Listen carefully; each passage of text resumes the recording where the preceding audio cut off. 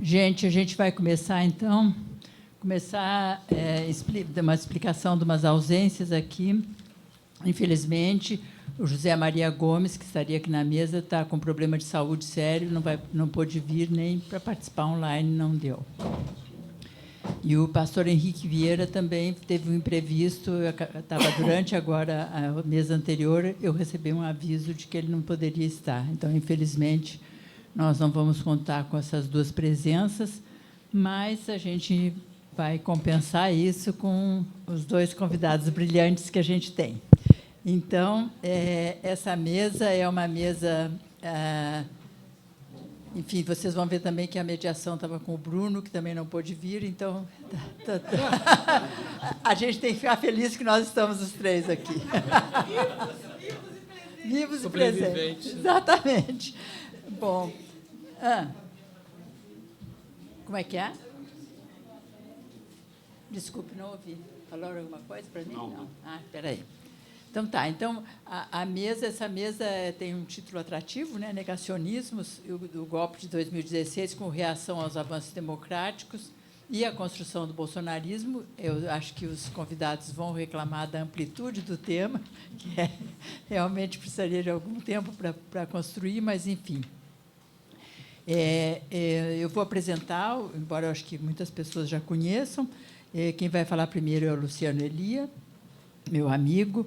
Luciano Elia é psicanalista do Laço Analítico, Escola de Psicanálise, professor titular da área de psicanálise da UERJ, Universidade do Estado do Rio de Janeiro, e autor do livro recém-lançado A Ciência da Psicanálise, Metodologia e Princípios. E, além disso, ele é membro do PUD. É isso, Luciano. Está bom assim essa apresentação? Não, faltou alguma coisa? Não, imagina. Pode ligar esse, se você preferir. Será que onde é que liga ele? Nele aí. É só porque... Para frente, para cima. Deixa eu ver. Acho que não está ligado, não.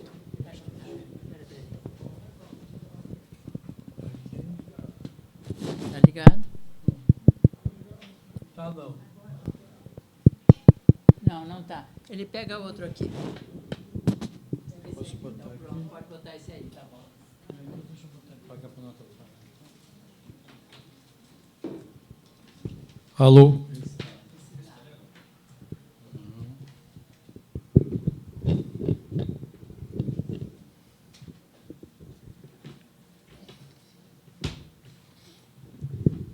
Boa noite, gente.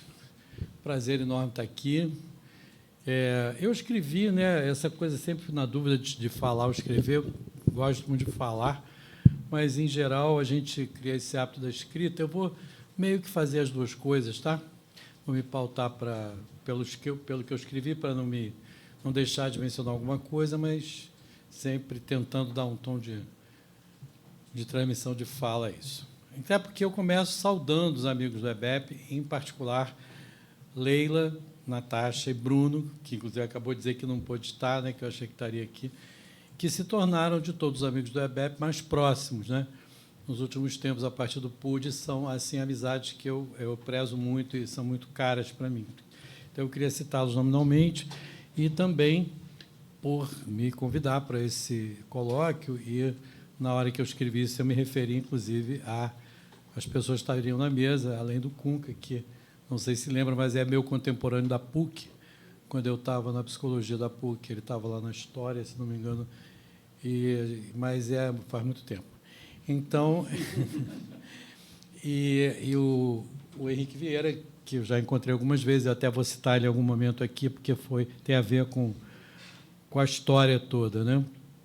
E o outro colega eu não conhecia, Gomes, né? Ia ter o prazer de conhecer. Mas vamos lá, então. Eu vou começar lendo, tá? Depois eu intercalo algumas falas. Eu nunca achei interessante só estar próximo a lacanianos. E sou um lacaniano de coração e mente, acreditem. Mas, na verdade, pouco fiz ao longo do tempo para ter outros pares até um determinado momento em que me dei conta de que os meus pares, supostamente amigos e próximos, e supostamente lacanianos, e alguma coisa assim, não gostou do que eu disse. Apagou a luz. Foi algum lacaniano. Enfim. Enfim, até que eu me dei conta que esses pares com quem eu, então, fiz muitas coisas, inclusive criei um programa de pós-graduação em psicanálise na UERJ, em 98, que fez 25 anos agora, né, no final do ano. E eu estava sempre muito, enfim, próximo a esses, como eu disse, supostamente amigos e próximos, né? E supostamente lacanianos eram, na verdade, agentes e atores de um grande desserviço político à psicanálise. Conservadores e resistentes a uma efetiva politização da nossa praxis psicanalítica. Isso é um problema político, e não é sem relação com o nosso tema, concernindo em cheio o nosso campo e nossas posições em relação aos golpes que a democracia brasileira não cessa de sofrer. Por isso, embora possa parecer que essas vicissitudes não tenham muito a ver com a nossa questão aqui, elas, na verdade, têm, não pelo aspecto pessoal, é claro, né, que se passou da minha relação pessoal com eles, mas justamente por evidenciar posições políticas de uma importante fatia da comunidade psicanalítica. Eu acho que a gente não deve deixar de mencionar isso. No ano de 2016, por exemplo, ano do golpe parlamentar contra a presidenta Dilma Rousseff, organizei uma série de aulas públicas pelo programa de mestrado profissional em psicanálise e políticas públicas, que acabava de nascer e que eu coordenava. Não é o que eu acabei de mencionar, que fiz ao longo de 25 anos. É um outro programa profissional, né, em 2016, e eu era o coordenador, com a participação de figuras de peso, inclusive o pastor Henrique Vieira, que eu mencionei que falaria, pensei que ele estaria aqui. Ele foi a uma dessas aulas que eu organizei com várias pessoas. Uma delas foi com ele, muito boa, com quem tenho a honra e o prazer de compartilhar esta mesa, teria, né? A maioria dos colegas psicanalistas do programa não comparecia às aulas públicas, embora o auditório estivesse sempre cheio, porque diziam o seguinte: eu não vou lá porque só pode falar quem concorda com o Luciano de que houve golpe. Por aí se vê a posição. Justificava a não ida porque não podia dizer que não houve golpe.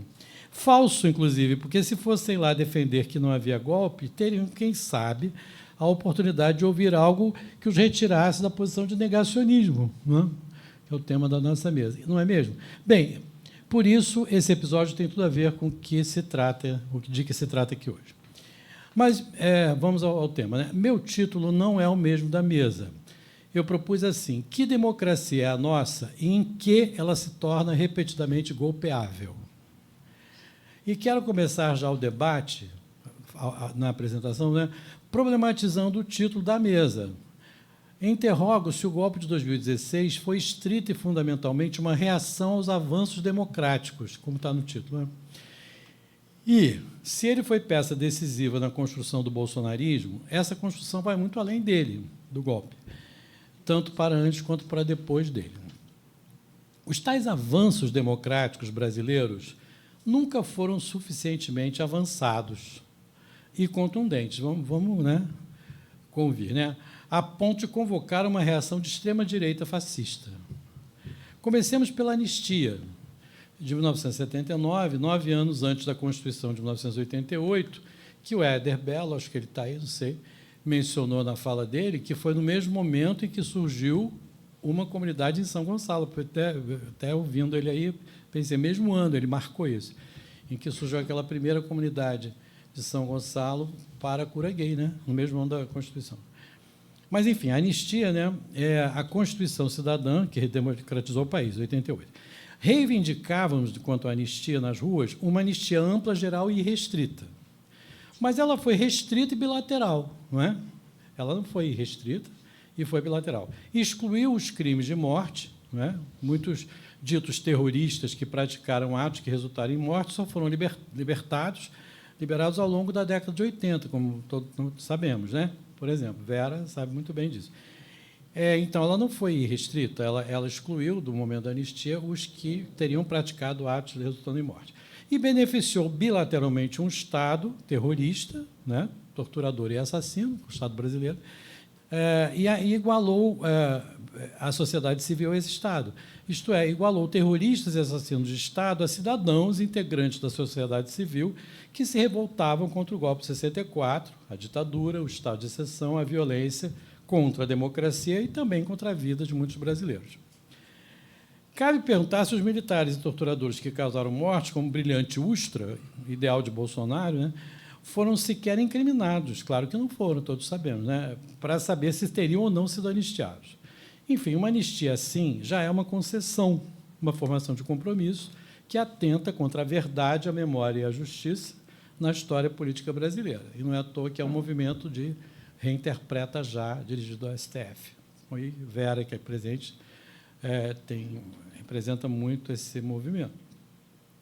O que sucede? Se isso veio antes da Constituição, se isso veio, o antecedente, né, da Constituição, 9 anos antes, o que sucedeu à referida Constituição? Eleição de Collor, né, seu golpe financeiro contra a população, depois Itamar Franco, que o substituiu porque ele foi impedido, né, e, nas eleições seguintes, a subida ao poder do grande pensador da USP, primeiro presidente culto, desde 1960, culto, entre aspas, não que ele não seja, mas aqui está entre aspas, ícone de uma esquerda também, entre aspas, acadêmica, mas, na verdade, o grande promotor do neoliberalismo brasileiro. Podemos dizer que Getúlio está para o trabalhismo como Juscelino para o capitalismo. E olha que, mesmo para Juscelino assumir a presidência, foi preciso neutralizar um golpe, vocês sabem, um golpe com um contragolpe dito preventivo do general Lott, que abortou o que só ocorreu 8 anos depois, em 64. Né? Quer dizer, se não fosse o Lott fazendo o contragolpe preventivo, o Juscelino não teria assumido, e ele não era nenhum presidente de esquerda. Né? O suicídio de Getúlio Vargas adiou o golpe por 2 anos, e o contragolpe de Lott, associado ao desenvolvimento capitalista de Juscelino, o adiou por mais 8. Mas Jango, que, por sua vez, só assumiu por força da renúncia de um presidente obsessivo eleito, não foi suportável. Não por ter promovido avanços democráticos, que eu estou ainda problematizando o título, né? Mas por ter começado a colocar em marcha a verdadeira democracia, não a formal, representativa, parlamentar, mas a democracia real, a democracia social. E Jango, sim, começou isso. Aí o golpe finalmente foi dado. Isso não era admissível. Como Getúlio para o trabalhismo e Juscelino para o capitalismo, com veleidades sociais, porque o Juscelino tinha, né, enfim, alguma coisa do welfare, state e tal, FHC está para o neoliberalismo. FHC é a nossa Margaret Thatcher, ou Ronald Reagan, como preferirem. E depois veio o Lula, na aurora do século XXI. Lembram que Margaret Thatcher decretou que não existia sociedade, né? Aquela famosa frase que acho que a fala do Daniel Sorange, que eu trouxe há pouco, diz exatamente isso. Não tem, cada um de nós pode estar na rua, depois não é uma questão social. Não tem, só tem indivíduos que podem, quem sabe, estar na rua. Então, não concordo com o Edmar, que eu acho que foi embora, de que a fala do Daniel Sorange é de esquerda para promover a direita, porque eu acho até perigoso dizer que é uma fala de esquerda, sabe? Porque fica, de alguma maneira, dissolvendo. Não é, é uma fala neoliberal bastante descarada, a fala do Daniel Sorange. Enfim, os 2 governos Lula e o primeiro governo Dilma promoveram grandes mudanças no cenário social brasileiro, sem dúvida, né? Erradicaram a fome, promoveram o acesso à universidade pública e privada, não vamos nos esquecer do FIES, né? E deu acesso a uma enorme parcela da população que jamais teve acesso à universidade, inclusive no interior do Brasil, coisas muito louváveis. E muitos outros programas, eu não vou listar aqui, não gastar o tempo, vocês conhecem. Os tais avanços que o Lula promoveu são reais, em vários níveis, em vários setores da sociedade. Eu não estou pondo isso em discussão, né? Já no campo da saúde mental, esses avanços são bastante discutíveis, eu diria. Mas não vou entrar nessa seara, até porque ela é muito tentadora, porque ela é, em larga medida, a minha seara. Se eu entrar nela, eu vou, né, o meu trem vai descarrilhar ou encarrilhar para outro tronco aí. Mas o olhar do Lula é míope, né, para a saúde mental, quando não é cego. Os governos do PT realizou muitas outras coisas excepcionalmente boas, já falei, não vou listar. Mas pergunto, promover a democracia real, social, aquela que a direita, os americanos e boa parte dos europeus não suportam, mas que, sobretudo, a massa populacional brasileira média, colonizada, certamente, porém, mais do que isso, adestrada, sem qualquer formação crítica consistente, nas jaulas de uma zoologia fascista, sustenta? Promover uma mudança nisso? Lula só foi eleito em 2002 porque entendeu que não seria presidente sem a grande conciliação nacional. Vocês lembram disso? conciliação de classes, né, como ele dizia. Então, o golpe de 2016 foi uma reação a que arrojados avanços democráticos? É a minha pergunta, para concluir esse ponto. Mas, se não foram fundamentalmente os avanços democráticos advindos desde 1988 que motivaram o golpe de 2016, que levou depois à catástrofe fascista, devemos perguntar por que caminhos o bolsonarismo latente, incipiente, insidioso, já existente e persistente no nosso subsolo histórico, ou mesmo em muitos recantos do próprio solo social, não só no subsolo, né? Não estava tão recalcado assim, estava só mais localizado nos cantinhos da sociedade, porém contido sob os flébeis freios de um pudor de verniz, puderam finalmente romper esses freios e eclodir na eleição de um fascista boçal, cujo nome próprio veio a posteriori designar de bolsonarismo o que sempre existiu no povo brasileiro. Se não fizermos o que Jango estava começando a fazer quando seu voo foi abatido antes mesmo de decolar, se não adotarmos uma posição francamente socialista no Brasil, se não punirmos os golpistas de 1964, de 2016 e 2023, a vitória de Lula e a mão firme do STF na punição dos vândalos de 8 de janeiro não passarão do conserto do sistema de freios danificados e um novo banho de verniz que não resistirá aos repetitivos temporais fascistas. Isso é idealismo, essa proposta? Não creio, e penso bem mais em realismo.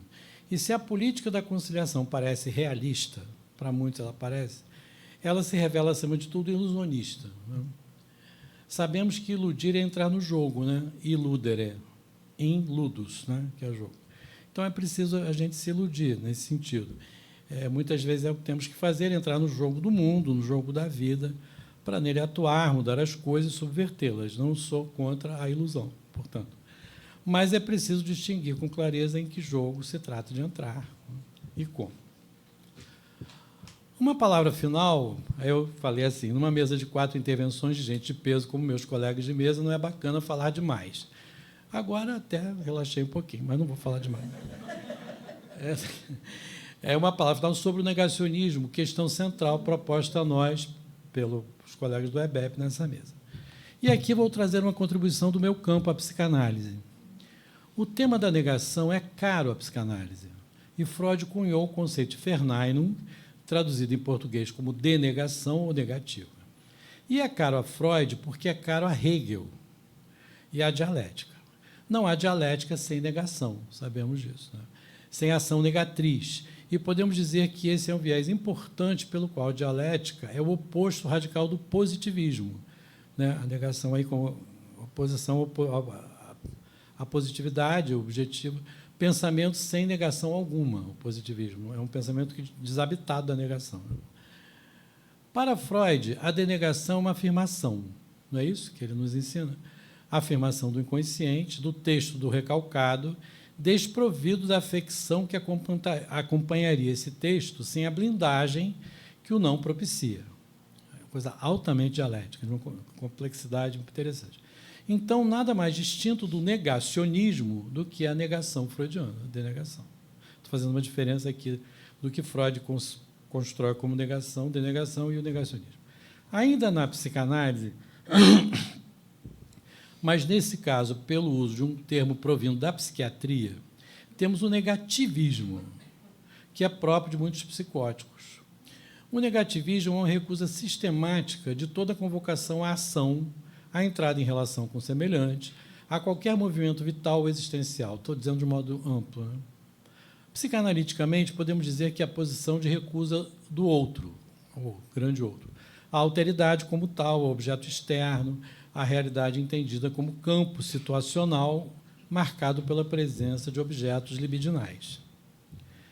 É a negação, enfim, da própria libido, talvez. Mas também aqui a distinção entre negativismo e negacionismo é clara. Não se pode, como alguns psicanalistas midiáticos fazem, usar essas categorias como instrumentos diagnósticos de políticos, ou mesmo de posições políticas. Eu acho isso muito ruim quando você vê um psicanalista diagnosticando o Bolsonaro, diagnosticando não sei quem, com categorias da psicanálise. Fica, inclusive, uma despolitização evidente nesse uso. Escolhi deliberadamente duas categorias que têm o radical neg, NEG, né, a denegação e o negativismo, e, respectivamente, relacionados à neurose e à psicose, para justamente reservar o nosso tema do negacionismo à ampla dimensão política e não clínica ou psicopatológica. Embora possa haver e há formas clínicas de negacionismo, o famoso nada querer saber sobre isso, né, freudiano, no sentido do recalque ou não, proponho que aqui, nesse debate, tomemos o negacionismo não como uma posição do sujeito, não como uma posição clínica, mas eminentemente como uma posição política. É a recusa política do social, do coletivo, da própria polis. Mas é também a recusa política do saber, Kuhnka falava disso, da ciência, da arte e da dimensão cultural de toda a praxis humana. É recusa disso tudo, né? Um não sem qualquer dialética. Se eu comecei dizendo que o não é próprio da dialética, o negacionismo é um não sem dialética. Não há dialética nenhuma. E não dialetizável tampouco. Não à toa o fascismo começa por negar a própria ciência, no nível mais elementar, hoje, né? A condição física do próprio planeta, por exemplo. Esfera ovalada em órbita elíptica no espaço sideral. A gente sabe, desde criancinha, que é isso a Terra, né? E não afirma, então, quer dizer, começa negando a própria condição física do planeta e não afirma, pois que não é possível afirmar isso, mas negaciona o terraplanismo. Eu estou querendo dizer que afirmar o terraplanismo não é uma afirmação, né? É um negacionismo. Estou dizendo que, quando alguém diz que a Terra é plana, não está fazendo uso da afirmação, nem da negação, nem da denegação, nem no negativismo, mas do negacionismo. O mesmo se passa com negacionar a Covid como gripezinha, né? Negacionar vacinas científicas como o risco de virar jacaré ou como instrumento de inserção de chips chineses no cérebro do vacinado. Escutei isso na sala de espera de um médico que eu estava, o cara dizendo que não ia tomar vacina por causa do chip chinês que viria com a vacina. Isso não foi uma piada, ele me argumentava na sala de espera que ele queria se proteger do chip. Recusa, não é essa recusa do negacionismo, não é simplesmente do humano, porque às vezes a gente ouve desumano, né? Muito mais que desumano, né? Porque isso é um certo humanismo em dizer isso. Mas muito mais do que isso, ela recusa da própria linguagem. É importante observar a dificuldade orgulhosa de um fascista ao fazer uso da linguagem em sua fala, né? Que mais parece um relincho.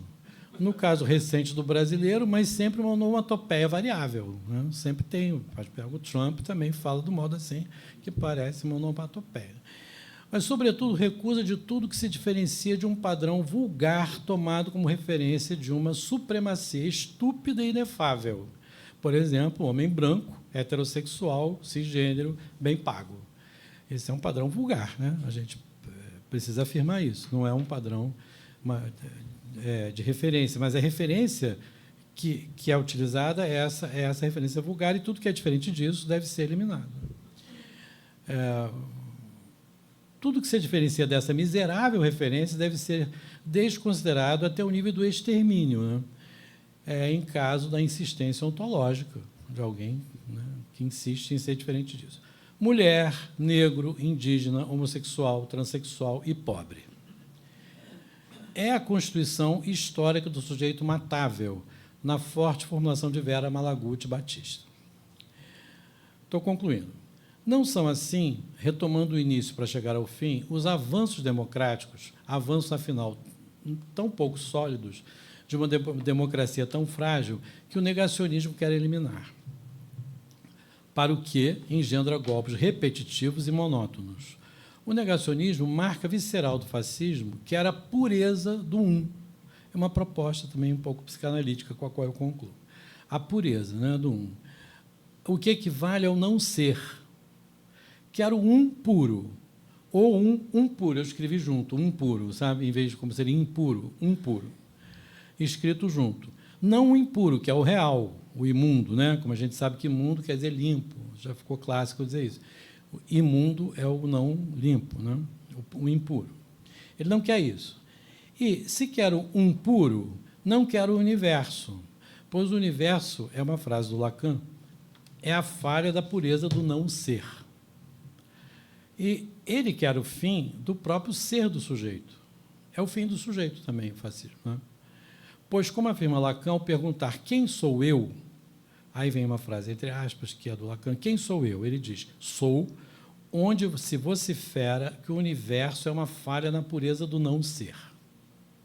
Eu gosto muito dessa frase. Sou onde se vocifera que o universo é uma falha na pureza do não ser. Então, para eu ser, né, eu trago a impureza, necessariamente, que é uma falha na pureza. Acrescentando adiante, isso se chama gozo.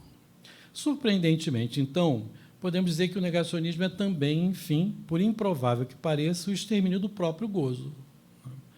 Este que faz lânguido o próprio ser e cuja falta tornaria vão o universo. O negacionismo fascista, não sem gozo, obviamente, a gente teria que dizer que gozo particular específico é esse, não é sem gozo, por isso mesmo devastador, né? É o projeto de eliminação de todo gozo que implique um sujeito. Era isso. Muito obrigado.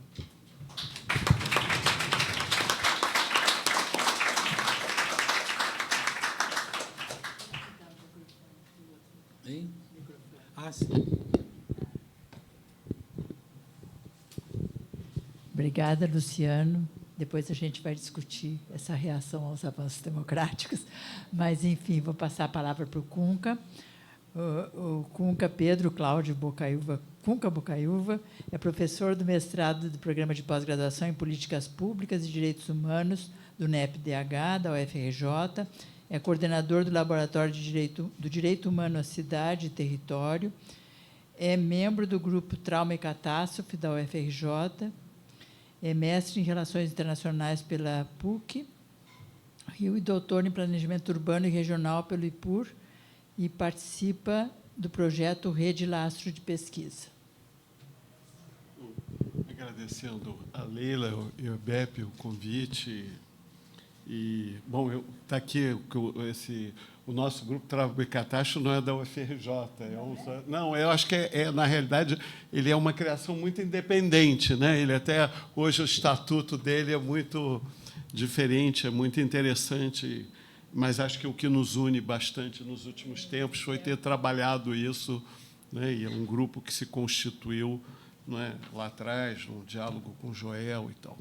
Mas eu fiquei pensando aqui, depois de você falar, né, que tem um elemento de um balanço histórico mais de longo prazo, né, que tenta pegar um tema da história brasileira, que é a história da Revolução Passiva, os processos pelo alto, a modernização autoritária, não é, e essa impossibilidade de constituir uma ruptura mais de tipo nacional popular, historicamente, e a gente chega ali no final do século XX como o último dos países do mundo a ter alguma síntese de uma saída de esquerda. Quer dizer, o mundo já não tinha mais saídas de esquerda, né? Quer dizer, ou seja, a gente ainda teve, até 68, a gente tem uma determinada dinâmica da ideia de revolução, Rússia, China, Cuba e tal. Depois de 68, muda as referências, né? Porque a gente passa a ter mais centralidade no feminismo, no anticolonialismo, na questão negra, né? Em várias questões. A revolução muda, não é? E ela não é mais exatamente só igual à tomada do poder. E isso também embaralha as coordenadas. Mesmo assim, ainda tivemos o Mitterrand, tivemos aí, não é, a Revolução Nicaragüense, ainda era uma revolução nacional e popular, hoje é uma expressão reacionária, autoritária e tal. A gente tem aí essas experiências inerciais ainda de uma esquerda que pensa o nacional, etc. Ainda muita gente pensa no modelo chinês e tal no mundo, mas nós estamos no Ocidente, nossa questão é outra, o Brasil é um outro lugar. E quando o Lula, em 89, o PT era uma coisa, era um partido em que a ideia de classe trabalhadora, segmentos assalariados de classe média, tudo isso confluiu, o Brasil moderno confluía, não é, para o papel do PT. Não é? E o PT, ao mesmo tempo, as forças que surgiram aí, pragmaticamente, estavam ligadas a uma centralidade distributiva, em termos agrários, em termos formais, etc. O Lula, em 89, representava isso, mas depois entrou o Collor e a classe operária diminuiu do dia seguinte 10 milhões de pessoas. O Brasil se reestruturou, se expôs ao contexto neoliberal, ou seja, preparou o que você falou do Fernando Henrique. Então, nessa retificação, Fernando Henrique entrou e a gente já tinha a nossa agenda já era o mundo da precariedade. A nossa agenda, quer dizer, o Lula vai entrar na chave da pobreza e da fome, não é isso? O programa brasileiro, que quando o Lula entra, dá o seguinte, um quadro internacional de financiarização, não é? Um quadro de divisão internacional do trabalho em que os países da periferia ou eram mais industrializados no modelo asiático autoritário ou eram mais quebrados, e o próprio Brasil estava aí já com hegemonia do agro, do financeiro, etc., e o Lula vai entrar e o PT reorganiza um pouco o Estado, gera algumas mobilidades, e o melhorismo vira a nossa radicalidade. O Brasil tem uma mudança melhorista, consumo de massas, não é isso? Quer dizer, o Lula introduz o consumo de massas, um grau de mobilidade, etc., e a gente tem ganhos parciais, mas continuamos, evidentemente, com 40, 60 mil pessoas sempre mortas pela violência policial, nós continuamos, não é, com uma série de cenários catastróficos, mas com muitos movimentos sociais, não é, que temos até hoje, quer dizer, uma característica brasileira, Fórum Social Mundial, experiências de Porto Alegre, experiências de governo, que, aliás, perdemos todas, quer dizer, perdemos toda a experiência de governos locais e federais, ou seja, perdemos todo lugar que comanda a polícia, comanda o governo, comanda a política local, nós perdemos, nós não temos esses governos, principalmente nos estados principais do país, né? Então, a gente tem um determinado quadro que vai, digamos assim, piorando, não é? Mas, mesmo assim, o governo Lula era um governo que a gente dizia se disputa, tinha uma disputa interna. E algumas forças já deslocavam para fora e diziam, não, vamos esperar o PT quebrar e vamos ganhar pela esquerda. Aí surgiu o PSOL, surgiram outras forças. O PSDB, como foi dito aí, foi esse centro que foi indo para o oportunismo ao ponto de criar uma situação esdrúxula no Brasil, que foi que o PSDB abriu o espaço para o golpe. Então, eu quero falar de 2016, ou seja, o PSDB negou o resultado das eleições e não viu que já estava, o ovo da serpente já vinha, né? Em parte, o PT também não via. Qual era a nossa cegueira? O que não foi visto? Então, ou seja, isso não foi visto porque 2010 trouxe uma ambivalência, né? 2010 era, a partir de 2010 até 2013, surgiram novas forças e novas demandas e estava polarizado. Até hoje a gente vai ter um debate nos próximos anos, quer dizer, ou seja, a gente está há 11 anos, a gente já tem um balanço do que foi 2013, e 2013 nos divide na interpretação. Não é isso? 2013 tem uma leitura que foi, não é, um golpe centralmente, tudo que aconteceu foi derivado do erro do PT, vai dizer segmentos da esquerda, foi incapaz de levar, de fazer e tal. O PT vai dizer foi a direita quem não viu isso e a gente estava na posição máxima e tal. Ou seja, essa leitura é mais fácil e a complexidade foi o anjo exterminador, foi um momento que a gente chegou numa situação em que podia ir para lá ou para cá. Então, na minha opção, não é assim. A história tem um momento da história em que você tem decisões. O Jango podia ter feito luta armada. O que seria se tivesse feito? Não é isso?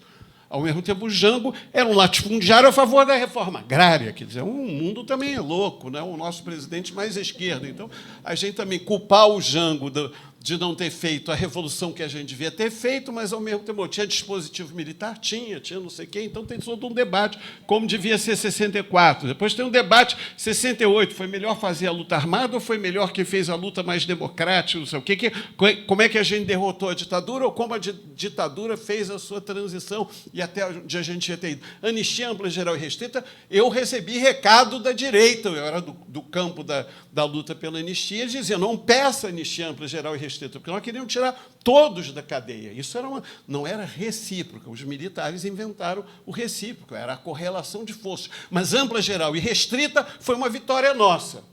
Foi uma vitória nossa. Agora, como a gente conseguiu produzir... Agora, as gramáticas, como essas culturas se juntavam, como era o Lula, como é o Lula até hoje, qual é o limite histórico, o que ele está disposto, até onde ele vai, essa função histórica que o lulismo tem, o petismo teve. Então, a gente tem um país, quer dizer, eu fiquei assim, muito difícil, eu não me preparei para falar sobre isso, sobre a historicidade do processo e como nós chegamos, mas nós chegamos em 2016 num contexto, né, evidentemente, evidentemente, que a gente teve um golpe híbrido, né? Tem várias camadas, quer dizer, articulação toda da mídia, articulação empresarial, etc., mas também foi sendo urdido com o novo pentecostalismo, com as novas condições que estavam se desenvolvendo do capitalismo global, com as novas máquinas semânticas, semiológicas, digamos assim, da direita manejando redes sociais, etc., com o lavajatismo e todos os elementos, que também se alimentava do nosso discurso contra a corrupção, como o nosso debate moral, por exemplo, de identidade, sexualidade e defesa, também põe a direita com medo, as forças, quer dizer, nossas ações também geram medo no outro. Não é? A mobilidade social do negro gera medo na branquitude, não é isso? A presença de outras formas sexuais gera medo, gera temor, tem força. Não é simples essa contradição. Não é? Então, evidentemente, mesmo que a gente tenha um neoliberalismo progressista que aceita a sexualidade ou do consumo, etc., etc., não é simples. Quer dizer, não é? Trump e Biden são divisões reais no campo do projeto norte-americano. Quer dizer, segregação pela apartação e muro, etc., ou a guerra. Não, o Biden é a guerra e o Trump é a segregação, não é, pelos muros fechados, quer dizer, não tem e a esquerda subsumida, não é, o Sanders subsumido, a derrota, a esquerda americana é a força mais importante para nós no mundo no último tempo e a gente, não é, foi decisivo, o Sanders foi decisivo em determinado momento, a aliança com eles, eles negaram, eles não aceitaram o golpe do Bolsonaro no parlamento americano, isso foi essencial para a gente, foi chato, porque tem uma esquerda lá. Do Bolsonaro. Eles não aceitaram, que disseram, teve decisão proposta pelo Sanders no Congresso americano, se der o golpe, nós não aceitamos. Foi o último ato da esquerda americana. Só lembrar isso daí, que não é secundário, porque tem luta de classe, luta social lá. Ou seja, o Brasil, o Lula só governa aqui porque teve relações estratégicas de ficar circulando o contexto mundial. Se ele voltasse aqui, estava espremido, porque tem a ver um pouco com o que eu vou falar. Que a gente diz assim, o 8 de janeiro e tal. Né? O que o Dino fez? O Dino operou uma simbologia de velamento, não é isso? Ele utilizou o velamento. O que ele utilizou? Ele utilizou a ideia de nós defendemos a legalidade. Isso é o nosso paradoxo, porque nós somos uma esquerda, nós viramos pessoas que defendemos a Constituição, a lei, a democracia e a institucionalidade política. E a direita diz que tem que derrubar todos esses poderes. Então, ela ficou com o argumento da destruição do poder, como se ela fosse igualitária, não é isso? Então, vamos dizer, tem uma complexidade, eu não vou aprofundar isso daí, que é um paradoxo, quer dizer, ou seja, a gente, ao mesmo tempo que tem que assumir que a guerra de posição e a conquista de espaços democráticos e a progressividade da conquista de liberdades, democracia e possibilidade de melhorismo social é bom, que a reforma social é positiva e que isso é fundamental e que a gente deve defender essas conquistas, ao mesmo tempo isso implica série de compromissos, que a gente estava discutindo isso aqui, as ambivalências desse terreno no qual nós estamos. Isso vale para o MST, e vai para o MTST, vai para a legalidade, vai não sei o quê, o Boulos é candidato, apoia o Lula, não apoia o Lula. Bom, e nós estamos, nesse momento, vivos, porque teve uma frente única e uma grande aliança muito complexa. Nós temos aliança, não é, que vai, para governar, vai lá na direita, que tem que ceder, não é?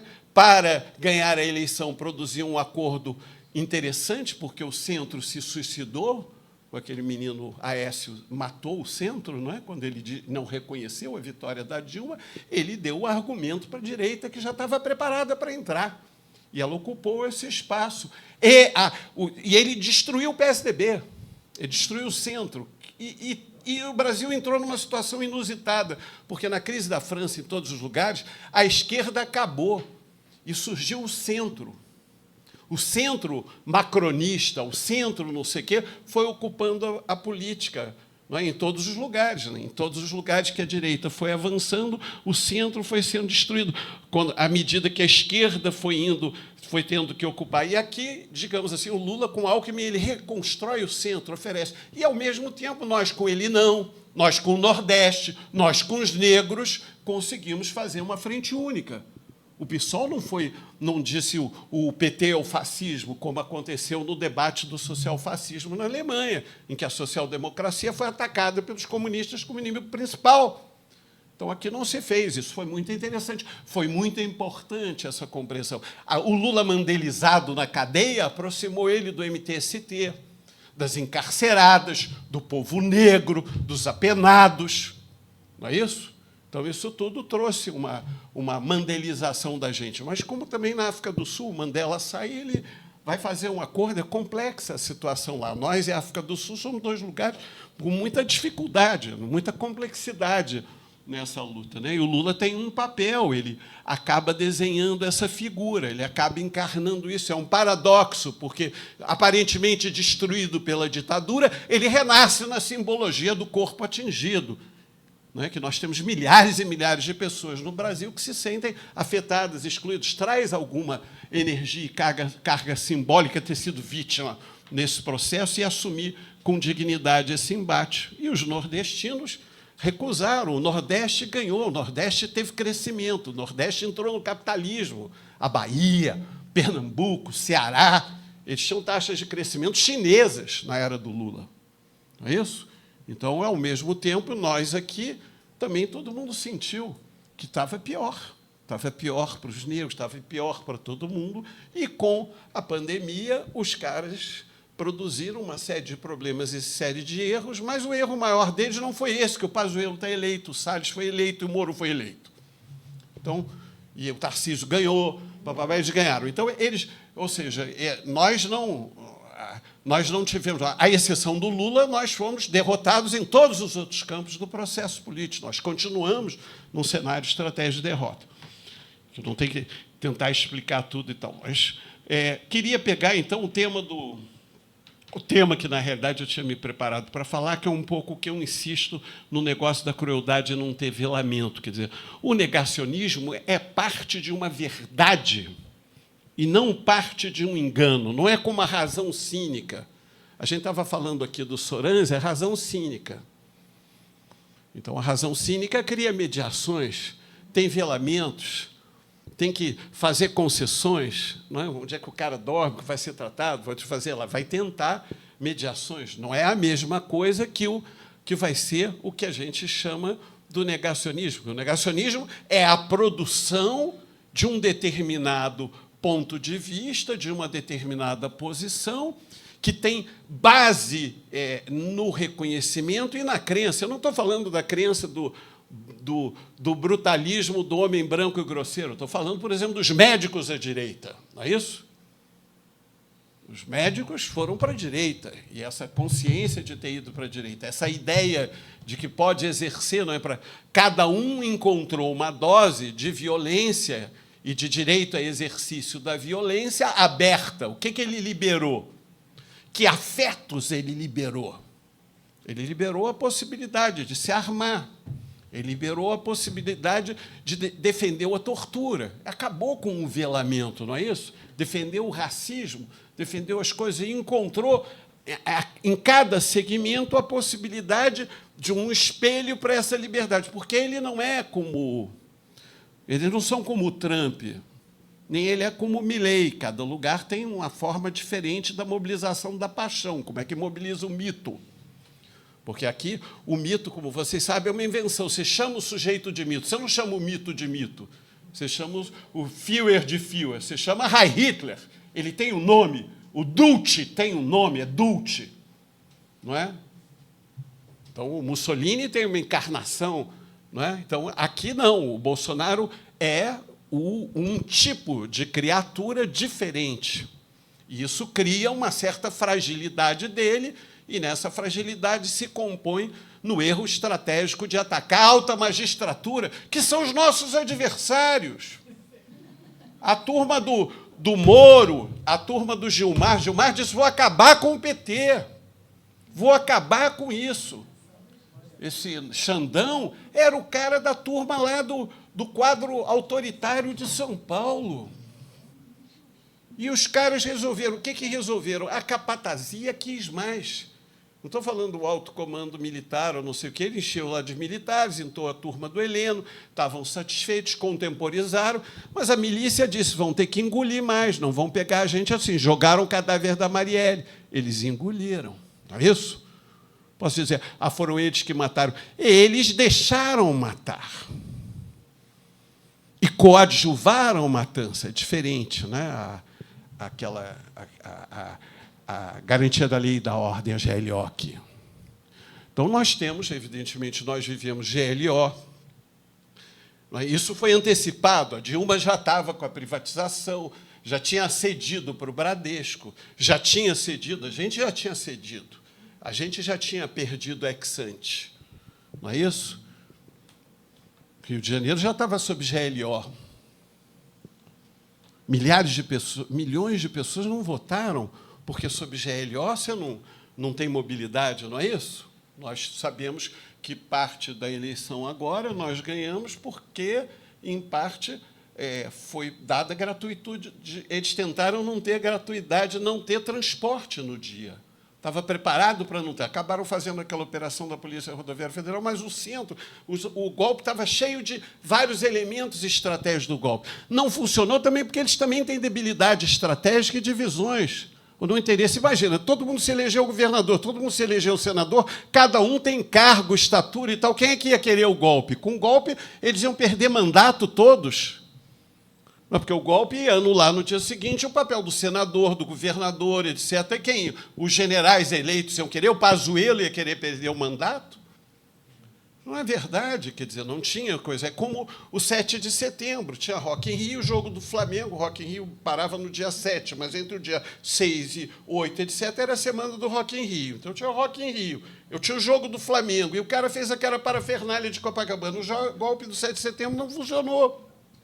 Não é isso? Aquele que caiu, o sujeito de paraquedas, que não sei se lembram, que veio para o Forte Copacabana, porque o objetivo era sair do Forte Copacabana. Isso quer dizer, tem algo, bom, a gente ri, mas a nossa tragédia está dada que a gente alcançou esse lugar de quebra simbólica. É o mesmo lugar que dispõe um policial na escola, pode dar tiro na hora que tem aula, pode fazer operação policial, quebrou todas as regras simbólicas da relação com a favela, liberou para dizer 50 anos de segredo em operações do Jacarezinho, etc., e outras. Quer dizer, que a gente continua, e elegeu o juiz Witzel, e a gente ainda está nesse cenário. Porque ainda nós estamos com essa agenda, nós estamos aqui nós estamos discutindo a agenda do Ministério da Justiça na função penal.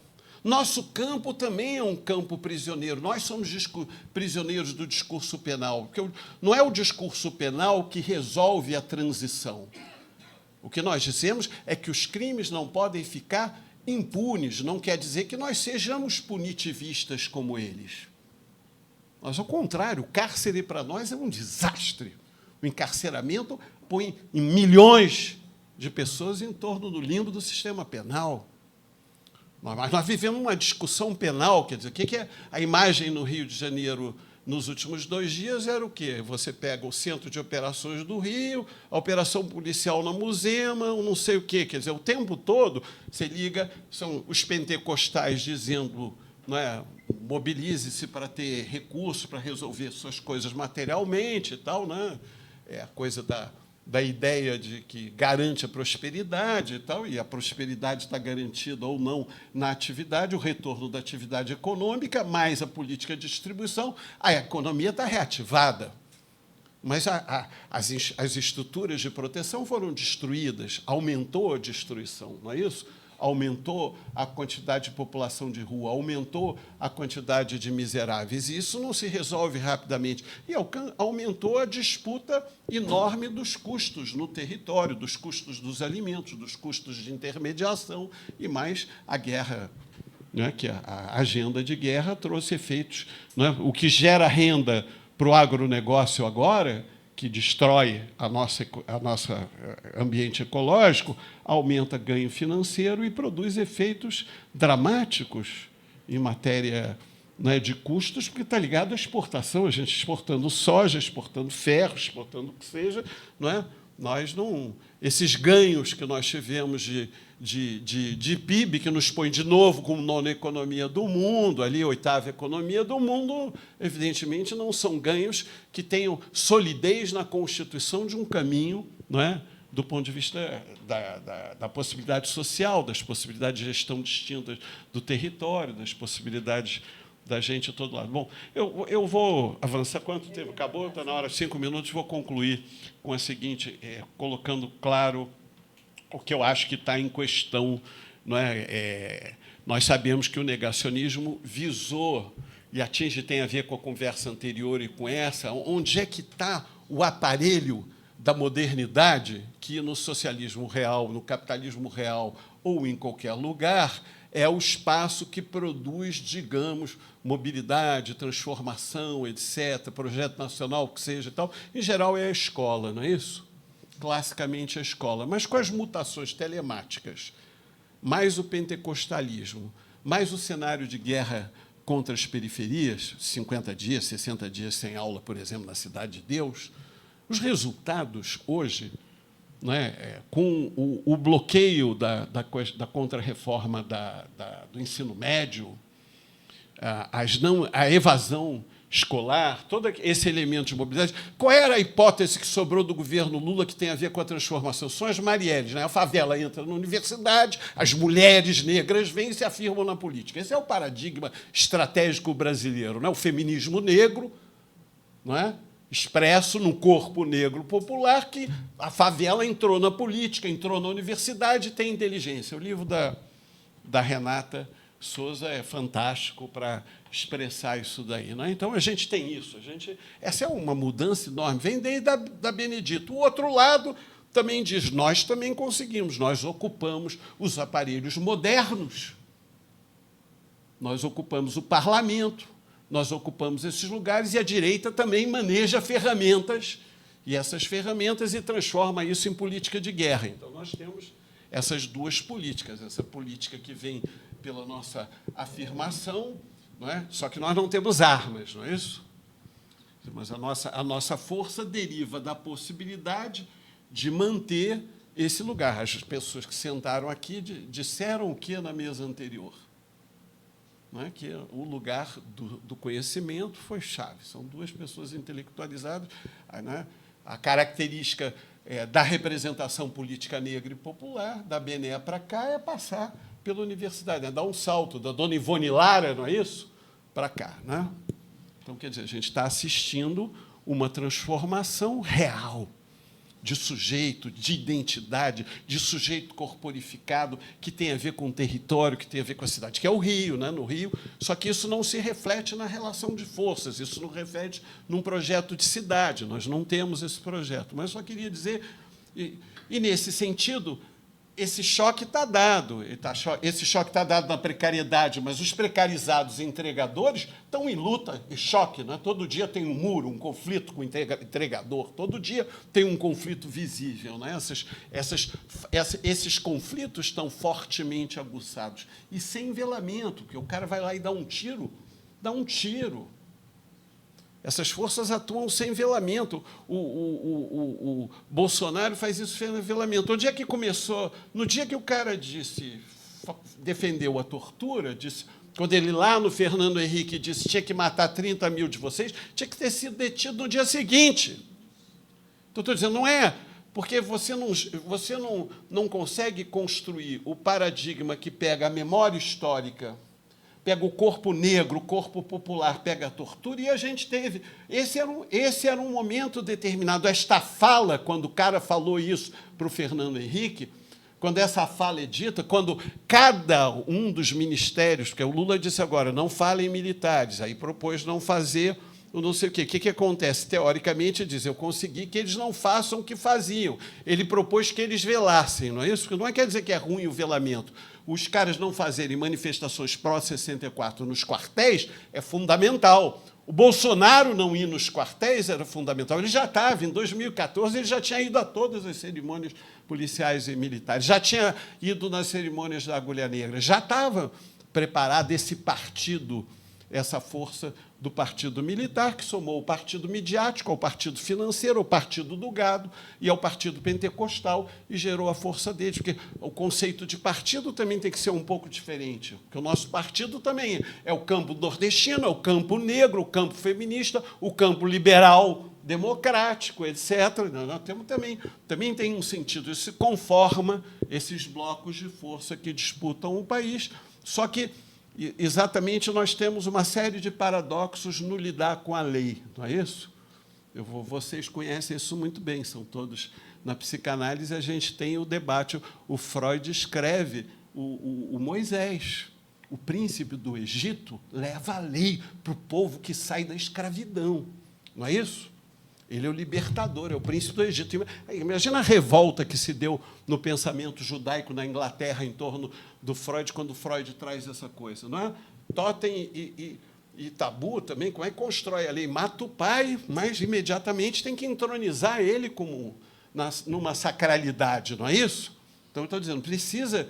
Como é que é o velamento? Ou seja, nós, ao mesmo tempo, somos antissistema, e, ao mesmo tempo, precisamos de institucionalidade. Nós vivemos o paradoxo. Por isso, ele diz, e a democracia, a verdadeira democracia, a democracia social. Quer dizer, nós precisamos da legalidade, concomitantemente, rejeitar a impotência de ficar prisioneiro de um pacto que não produz transformação. Então, como é que a gente constitui? Esse é um impasse. E a gente chama democracia radical, democracia isso, a gente dá nomes, democracia progressiva, que seria o nosso projeto, mas ele não é simples. Não? O filme do Nano Moretti mostra, em algum momento, o PCI perdeu o lugar. Ele diz que foi quando não conseguiu contestar, em 1956, a invasão da Hungria.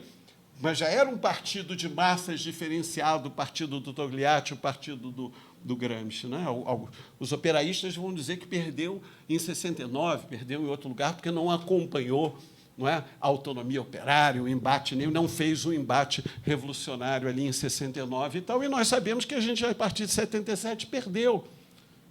Então, nós agora estamos num outro contexto. E mudaram todos os elementos, todas as formas que eles vêm trabalhar, porque a destruição... Eu não fiquei trabalhando, não sei, simbólico, imaginário, fiquei confuso com o SRI lá do Lacan, não dava para usar, mas tem alguma coisa do SRI que vai entrar nessa discussão. E aí eu digo simplificadamente, usando o simbólico, não no sentido lacaniano, provavelmente o simbólico está mais próximo do imaginário, num certo sentido, porque o imaginário produz sentido, o simbólico é mais próximo do imaginário do Castoriadis, o simbólico do qual eu estou falando, né? Esse simbólico que é constituído nisso, nessa esfera, que necessariamente o sujeito inventa uma disciplina, não é isso? Psicanálise é ciência, não é ciência. É um embate que você tem que travar e você, muitas vezes, diz, não pode ser regulamentada, ela tem que manter essa tensão que a gente viu aqui na discussão. Como é que fica, ao mesmo tempo, que a gente tem instituições, forma analistas, faz escola ou não faz escola? Um debate, os lacanianos fazem escola, os outros não fazem escola, os outros faziam escola, mas, de repente, tem um problema, fazer ou não fazer escola. Como é que forma? Os pentecostais entram e dizem, vamos fazer psicanálise pentecostal, vamos regulamentar. Não é isso? Quer dizer, tem uma disputa. Então, eu estou dizendo que a disputa está feita. E os terrenos, foi um terreno que nós achamos que era nosso, que era o da cultura e dos costumes, virou deles. E, teoricamente, terreno que eram deles, o da ordem, viraram nosso. Olha o paradoxo Dino, não é, Flávio Dino? Nós tivemos que entrar com a simbologia do poder de polícia e da ordem para manter o patrimônio, de manter as instituições do STF. Nós somos críticos do sistema de justiça. Nós estamos tendo que discutir se vão prender ou não os dois caras que escaparam lá e não sei o quê, quando a gente tem que desmontar. E, neste momento, nós estamos entendendo que há uma disputa de como regular as dinâmicas sociais da punitividade do corpo popular, no debate, por exemplo, da política de drogas, que foi discutida nesses dias, que já está na inclinação da centralidade da segurança. Então, um paradoxo. No momento que a gente vai exercer o poder de polícia, ele diz que tem que exercer o poder de polícia sobre as jovens da favela. Quer dizer, se ficar no paradigma proposto pelo Congresso, agora fica a disputa não é pequena, não é como o ataque, entrar nas comissões de educação, na comissão de mulheres, em todo, é uma nova forma. Ao mesmo tempo, a gente diz, vamos para o parlamento, que o parlamento é todo conservador. Então, nós vivemos muitas contradições que não são simples, ao mesmo tempo estamos com um certo velamento. Em outros tempos, quando o Gramsci foi eleito deputado, e ele foi, e aí os fascistas estavam com maioria, eles faziam um corredor polonês na entrada do parlamento italiano. Batiam nos coisas. Aqui tem um velamento. De vez em quando atacam uma deputada, fazem uma coisa, mas se chama o João Luiz, teve um momento que não dava, teve que sair, não é isso? Teve que sair, então, porque é sem velamento. Então, eu concluo, já falei demais, eu acho que a gente tem essa discussão aqui um pouco da banalização da crueldade. Nós precisamos, de alguma maneira, repor a capacidade no imaginário que torne certas coisas intoleráveis, mas num país que tolerou um presidente que assumiu a passagem ao ato na tortura e que ainda defende, que diz que a gente devia ter matado mais gente. Esse processo a Argentina está vivendo de outra maneira, em todo o mundo a gente está assistindo, né? E a gente com Gaza está assistindo também, né? Está assistindo também, porque, independentemente do crime do Hamas, há extermínio e há destruição e há o morticínio do povo, não é, palestino. Quer dizer, então, nós, como dizer, como falar as coisas, né? Como dizer as coisas, o debate da linguagem não é secundário, né? O debate da lei não é secundário, e a gente está aí, e essa reflexão sobre a lei, o papel, o jurídico, não sei se a palavra seria o simbólico, né? Vai enfrentar para a gente